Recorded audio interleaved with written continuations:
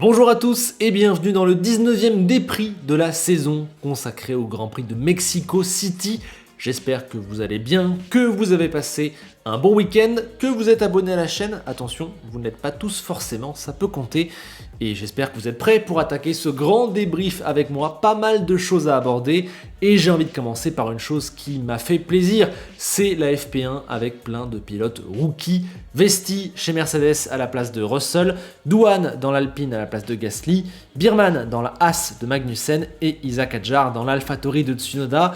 Et oui, j'en ai cité que 4 car malheureusement on peut presque effacer la participation de Théo Pourchaire qui n'a pas pu boucler le moindre temps à cause d'un souci sur l'Alfa Romeo. Décidément Théo quand même, il a une sacrée poisse, hein. Dès qu'il y a un truc qui peut mal fonctionner, bam, ça tombe sur lui, les soucis mécaniques l'an dernier, la malchance, etc. Ouais, dur, heureusement il roulera à Abu Dhabi, c'est un moindre mal. En revanche, tout s'est passé comme dans un rêve pour Isaac Hadjar, c'était fou de le voir enfin dans une Formule 1, quelle fierté! Nous qui l'avons découvert sur la chaîne le 25 février 2021, lors d'un zoom après un bon passage en Formule 3 Asie. Incroyable histoire autour d'Isaac et forcément c'était génial. En plus, je crois que l'équipe l'a plutôt bien apprécié, un peu stressé au début, un petit message un peu trop fort à la radio peut-être au début quand il a cru avoir un souci. Et puis ensuite, tout a déroulé parfaitement et je pense qu'il a plutôt bien marqué les esprits.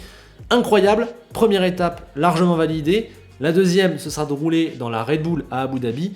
La troisième, ce sera la saison de F2 l'an prochain où il ne sera plus rookie. Et ensuite, voilà. Mais en tout cas, il y a une voie qui se dessine pour lui et c'est complètement incroyable. Et puis, j'en replace une petite pour Oli Berman. Vous connaissez l'affection que je lui porte. C'est, je trouve, celui qui a fait la plus forte impression, peut-être le meilleur taf, même si c'est dur à évaluer sur une séance de FP1 comme ça. En tout cas, je continue de parier, de peser, de dire que oui, Ferrari va essayer de mettre tout ce qu'elle peut dans la balance pour qu'il ait un siège chez Haas en 2025. Vraiment, on y reviendra, mais j'y crois. Maintenant, avant d'aller sur l'analyse de la course, de la stratégie, des faits de course, des rythmes des uns et des autres, j'ai envie de dire un mot de cette qualification agitée, avec d'abord ce drapeau jaune causé par Alonso, qui a annulé la dernière tentative et donc le meilleur chrono d'un paquet de monde, quasiment tout le monde même, ce qui a piégé entre autres surtout Ocon et Norris. Pas de bol, mais concernant Lando, on le sait, il avait l'occasion de faire un temps juste avant le drapeau, il s'est raté. Donc quelque part, il s'est mis à la merci et il est responsable un peu de son malheur. Mais ce qui m'a vraiment marqué, voire même un petit temps choqué dans cette qualif, c'est les pilotes qui se sont arrêtés à la sortie de la pit lane, un énorme bazar, surtout Verstappen, Russell et Alonso qui étaient dans le viseur, mais qui n'ont pas été pénalisés. La FIA a en quelque sorte avoué dans un document officiel que c'était la faute du temps minimal qu'elle met dans les tours de sortie. Cela oblige les pilotes à créer leurs écarts avant d'être sur la piste, donc dans la pit lane. La FIA a reconnu elle-même qu'elle donnait des instructions contraires aux pilotes de ne pas se gêner, mais en même temps de ralentir pour éviter qu'ils soient trop proches les uns des autres. Et du coup, entre deux choses mauvaises, elle prend le moins pire. Elle préfère que les pilotes s'arrêtent dans la pit lane que sur la piste, donc pas de pénalité. C'est un petit peu lunaire. En plus, après Singapour, quand Verstappen l'avait fait, ils avaient avoué qu'ils auraient dû le pénaliser. Ce qui change ici, c'est qu'il y avait plusieurs pilotes, c'était un petit peu confus. Ils ont fait ça, on va dire, en bonne intelligence, de manière plutôt sûre. Surtout la FIA reconnaît que le problème, c'est le delta de temps minimal sur le tour de sortie. Je pense que vraiment, il faut l'enlever. Il faut juste responsabiliser les pilotes. Ceux qui auront une conduite trop lente, trop dangereuse, trop erratique seront pénalisés. Mais ce delta, il crée des situations dangereuses où parfois les pilotes sont obligés de se rendre dangereux pour respecter le delta. Donc ça vraiment, voilà, enlevons-le, revenons à la normale. Ceux qui feront des bêtises prendront 3 places de pénalité et je peux vous dire que ça va calmer du monde, je pense. Et pour terminer sur la qualif, on a eu la surprise de voir Ferrari surgir en Q3, incroyable, première ligne 100% rouge. Je pense que Max n'a pas fait un tour de Q3 fantastique. Le petit indice, c'est que Pérez n'est qu'à 2 dixièmes derrière, donc je pense qu'il y avait encore un petit peu de marge.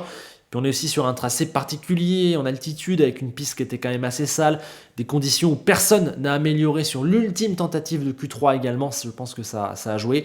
Mexico, la hiérarchie est parfois surprenante, notamment en qualif. Preuve en soi, cette fois, les Alfa Romeo en Q3 et la 4e place de Daniel Ricciardo.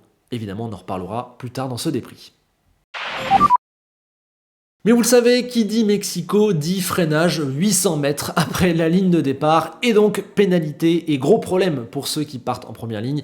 C'est ce qu'ont vécu les Ferrari, hein. Clairement elles ont démarré pareil, correctement, mais largement moins bien que les Red Bull. Max était déjà entre les deux voitures rouges au bout de 200 mètres. Au passage, je pense pas que Leclerc et Sainz auraient pu faire un barrage au Red Bull et notamment à Verstappen. Il y a largement plus de 3 voitures de large, donc en fait il n'y a aucun cas où tu pouvais empêcher Verstappen de passer. En plus, au moment où il voit Verstappen dans ses rétros, Leclerc, c'est trop tard pour se décaler, il est déjà à hauteur. Bon, pas grand chose, faut choisir son poison, intérieur-extérieur, il n'y a pas vraiment de bonne solution. Voilà, c'est juste que Verstappen a fait un trop bon départ. Et c'est là aussi qu'on se rend compte que Pérez a fait pareil. Il a fait un départ exceptionnel, il est à l'extérieur, il va passer, mais voilà, contact avec Leclerc. Voiture qui s'envole, drame au Mexique, c'est terminé pour le héros local. Et là, sincèrement, je ne comprends pas. Il a tout l'espace sur l'extérieur pour nous faire une Verstappen 2021, pour déborder Leclerc en emmenant beaucoup de vitesse jusqu'au point de corde du virage 2 et passer, sauf qu'il referme direct et boum. Regardez, comment peut-il décider de prendre le virage à ce moment-là, aussitôt, alors qu'il sait qu'il y a 2 voitures à l'intérieur, dont celle de son coéquipier? Pour moi, c'est totalement différent d'Ocon au Qatar, puisque là, Pérez, il a une situation plus claire. En fait, c'est quasiment exactement comme Lewis face à Russell au Qatar également. C'est quasiment un copier-coller, donc responsabilité à Checo, comme c'était pour Lewis. En fait, c'est une erreur qui est assez lunaire quand on voit la situation, c'est fou d'avoir autant serré, et pour moi, ça traduit son état sportif et mental complètement délabré. Aujourd'hui, Pérez, il se trompe d'approche et il ne maîtrise pas son mouvement, il est juste nulle part.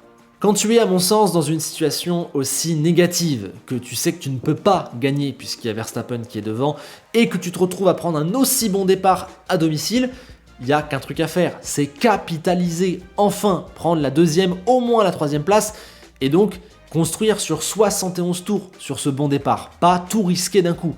Checo, il n'est pas dans une position où il doit s'affoler, il est dans une position où il doit se rationaliser. Il a fait complètement l'inverse, il s'est trompé de mentalité sur ce départ. Non seulement sportivement il est loin du compte, mais si en plus il manque de lucidité, il n'y aura rien à sauver en fait. Ça me fait penser à son premier tour de sprint en Autriche, où il avait tassé Verstappen dans l'herbe, tout ça pour se faire dépasser 300 mètres plus loin, et alors qu'il sait qu'il n'a pas le rythme pour le battre, inutile, raté, et complètement à côté de la plaque dans les intentions.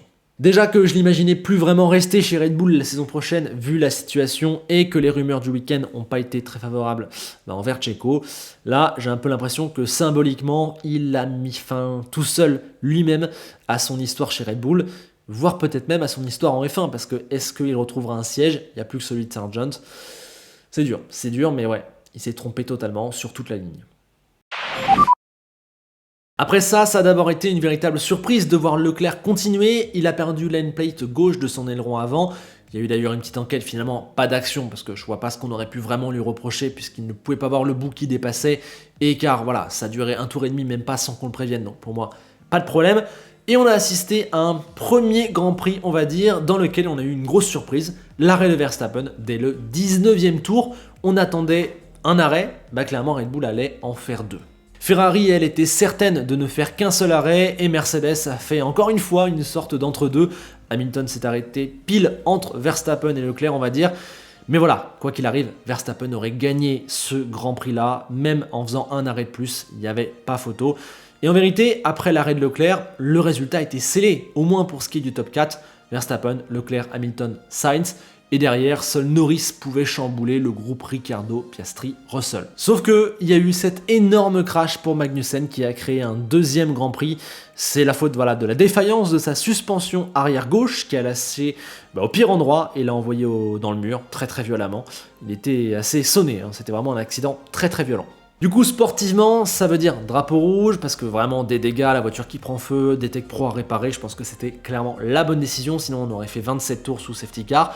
Du coup, ça veut dire nouveau départ, on sait que des choses peuvent s'y passer au Mexique, on avait eu l'exemple une demi-heure plus tôt, et choix de pneus, il restait en gros 35 tours, la question c'est est-ce qu'on les fait en hard ou est-ce qu'on les fait en médium? Verstappen n'a pas pris de risque, d'autant qu'il avait plutôt pas mal dégradé sur les médiums dans le premier relais, il a mis les hard pour aller au bout, il a pris un top départ, il n'a jamais été inquiété ensuite. Voilà, honnêtement, il aurait gagné ce Grand Prix dans n'importe quelle configuration hier. La Red Bull était monstrueuse et lui avec, clairement, ça va ensemble. Par contre, les 4 voitures de derrière, c'était intéressant puisqu'on avait les 2 Ferrari en hard et les 2 Mercedes en médium. Elles l'ont tenté, ça leur a donné un avantage direct. On a vu Lewis capable d'avoir beaucoup plus de vitesse et du coup de doubler Charles. Mais la question c'est, est-ce que ça allait tenir jusqu'au bout? Si oui, comment? Est-ce que finalement ils n'allaient pas se faire redépasser, être obligés de refaire un deuxième arrêt? Finalement non, ça tenait largement. Le bon choix, c'était les médiums à la relance plutôt que les hards. Et les équipes auraient pu s'en douter car finalement Leclerc sur son premier relais par exemple n'avait pas vraiment beaucoup dégradé sur les médiums. Donc bravo à Mercedes qui a su tirer profit de 2-3 situations dans le Grand Prix. L'undercut sur Sainz, le bon choix pour passer Leclerc et Hamilton passe de 4 à 2. Bravo, ils arrivent souvent à capitaliser sur les petits avantages, moins de dégradation et un rythme je trouve un petit poil supérieur à la Scuderia. Alors, j'aime le fait que Ferrari ait opté pour un choix assuré. Ils étaient devant, il restait pas mal de tours. Je préfère peut-être qu'on assure plutôt qu'on prenne un risque dans ce genre de cas si on n'est pas sûr. D'ailleurs, j'ai bien aimé la clarté des radios et des choix de Ferrari. Tout le monde était sur la même longueur d'onde, c'était très clair. Ils pensaient au un arrêt sans aucune discussion et c'était le bon choix, la bonne stratégie. Voilà, jusqu'au drapeau rouge et où malheureusement à la relance, le choix un petit peu conservateur coûte une position à Leclerc.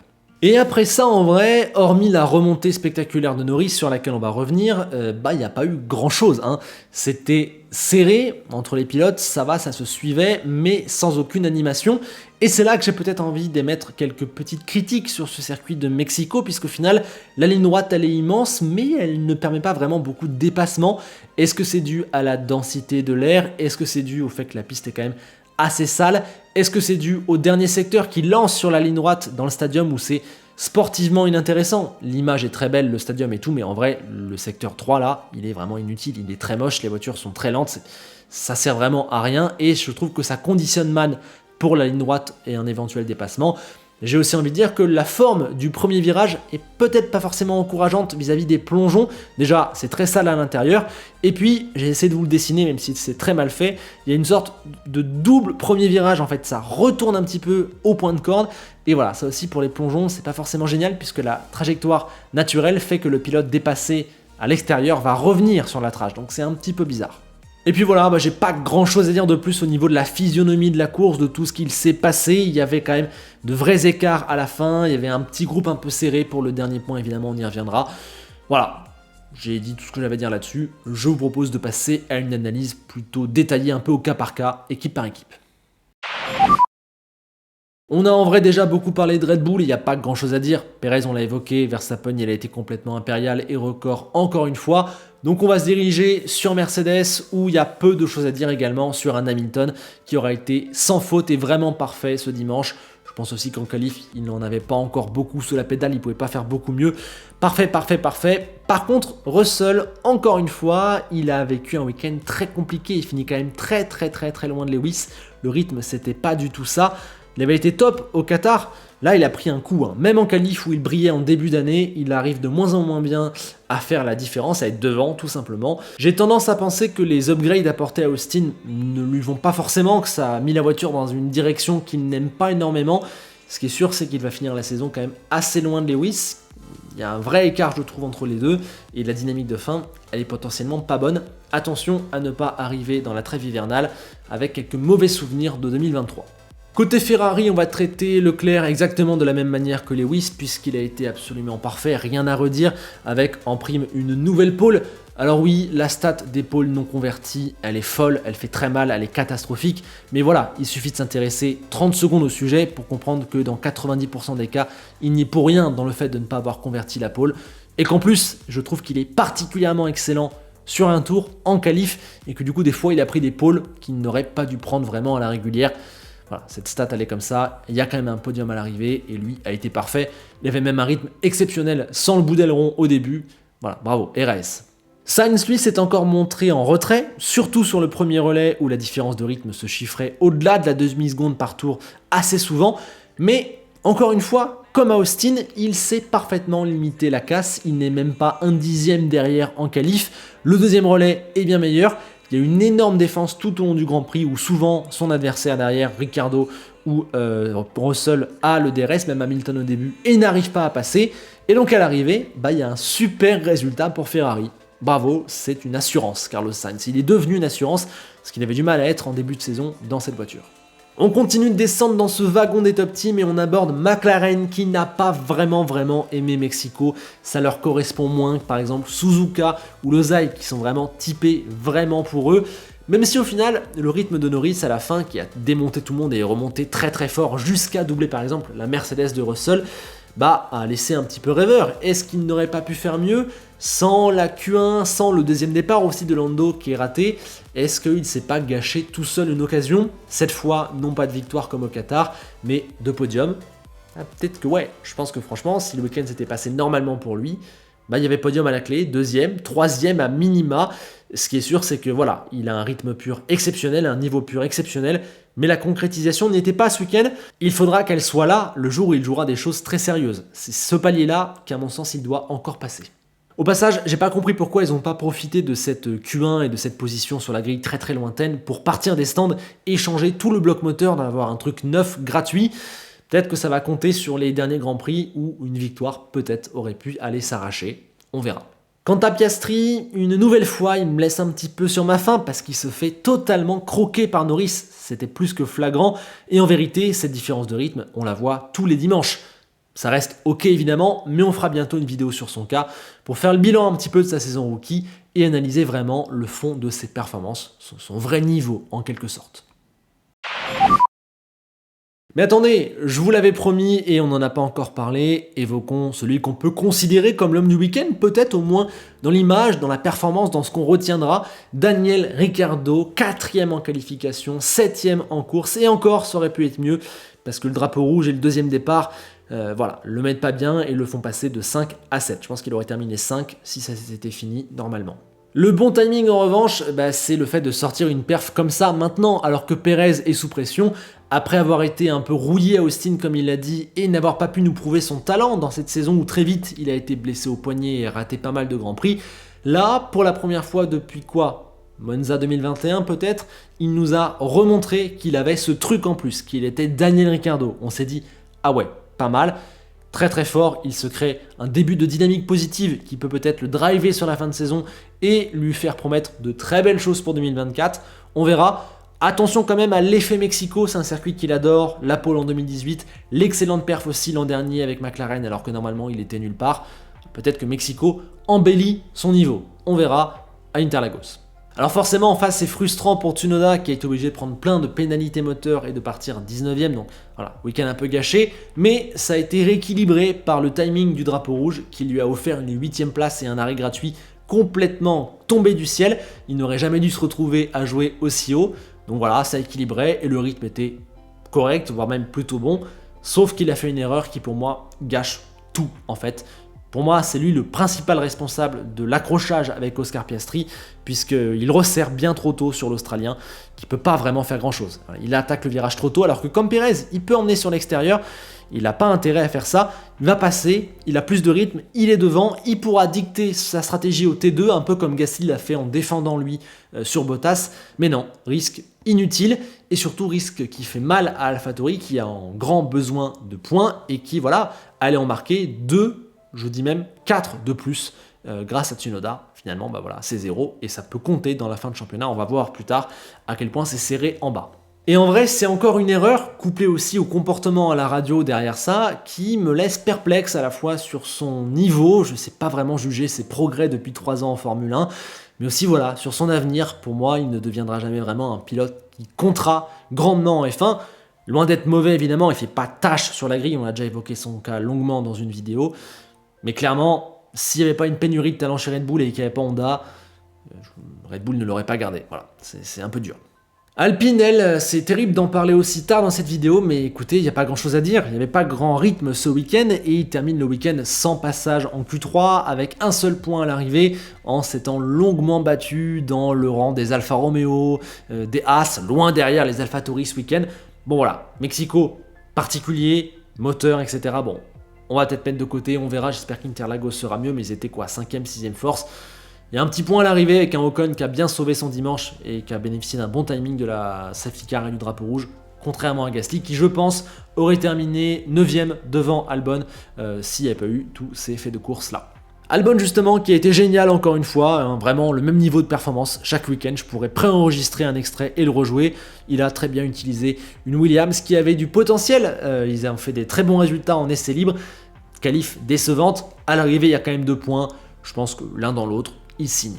Et malheureusement Sargent lui c'est tout l'inverse d'Albon, hein, voilà, cette fois pas de crash etc, mais il n'a pas mis un seul tour propre en Q1 donc il part dernier. En plus, il est pénalisé parce qu'il n'a pas respecté les drapeaux jaunes d'Alonso. Et ensuite, le Grand Prix, il le passe très loin avec un rythme vraiment qui a un bel écart sur Alexander Albon. Voilà, on n'y est pas encore. Alfa Romeo, elle avait fait une qualif géniale, 2 voitures en Q3, et ils espéraient répéter la perf de Mexico l'an dernier, où ils avaient marqué des points.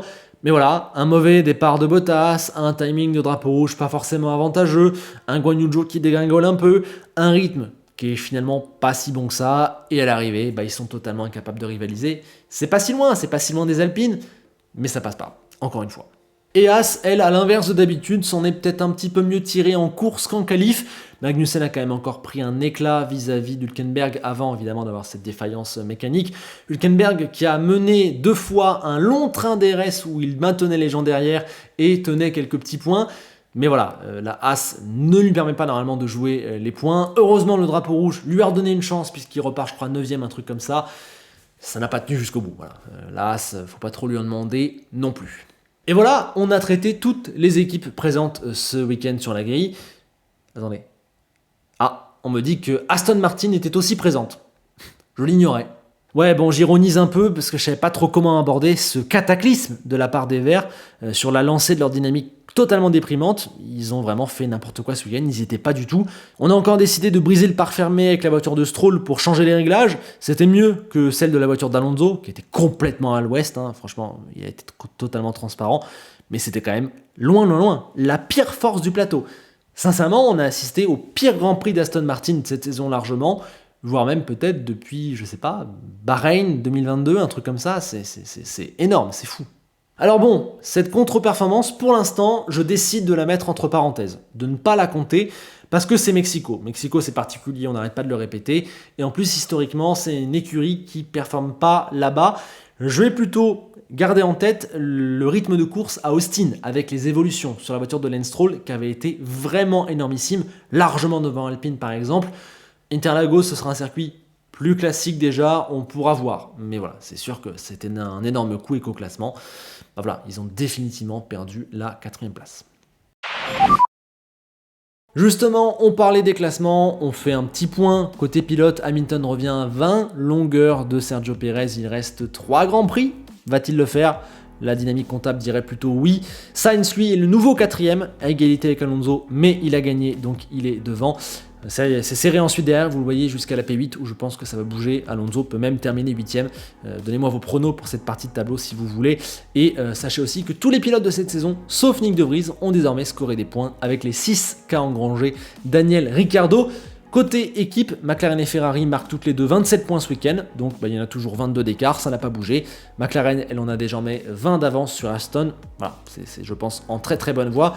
Et AlphaTauri, c'est la grosse info classement de cette semaine, n'est plus dernière, ça y est, As enfin est dernière, c'est mérité pour AlphaTauri de remonter, il remonte même carrément jusqu'à la 8ème place. Égalité avec Alfa Romeo, mais ça se joue au meilleur résultat. Ils ont tous les deux une 7ème place, mais ensuite derrière Tsunoda avait scoré la 8ème place à Austin, et donc c'est AlphaTauri qui enfin n'est plus dernière, c'est mérité, carrément 8ème. On passe aux notes, vous les voyez, je ne prendrai pas le temps de les détailler cette fois, car je me suis vraiment bien arrêté sur la situation des uns et des autres. Évidemment, si vous avez des questions ou des points à soulever, n'hésitez pas en commentaire, où j'attends vos notes, vos corrections. On prend évidemment du recul, j'ai pas la science infuse, et c'est uniquement grâce à la coopération de tous qu'on arrivera à avoir une note qui a du sens, et donc à la fin une moyenne, qui nous donnera en fin de saison un autre élément d'évaluation des pilotes. Voilà, dites-moi ce que vous en pensez. Et bien voilà, on est arrivé au bout de ce déprix du Mexico City GP, parce que c'est plus le Grand Prix du Mexique, hein, c'est le Grand Prix de la ville de Mexico. Bref, on divague, j'espère que ça vous a plu, que j'ai été complet, comme tous les lundis, je vous en remercie, les commentaires, c'est pour vous. Allez-y, il y a toujours de grandes discussions et c'est un régal de vous lire, même si j'ai de plus en plus de mal à tous vous lire. Allez-y, au passage, mettez le like, ça me récompense, et abonnez-vous, ça c'est le chiffre qui fait vraiment le plus plaisir, donc allez-y si vous voulez m'aider. Petite info avant de partir, un épisode spécial de Team Zarco est sorti, évidemment consacré à sa victoire en Australie. Lien dans la description, n'hésitez pas à aller voir cette série sur la moto qu'on fait avec Canal. Merci à tous, à très vite pour de nouvelles vidéos. On se quitte avec Enzo Ferrari qui tente toujours de comprendre pourquoi Magnussen ne s'est pas crashé un tour plus tôt comme c'était initialement prévu avec Haas avant la course. A bientôt.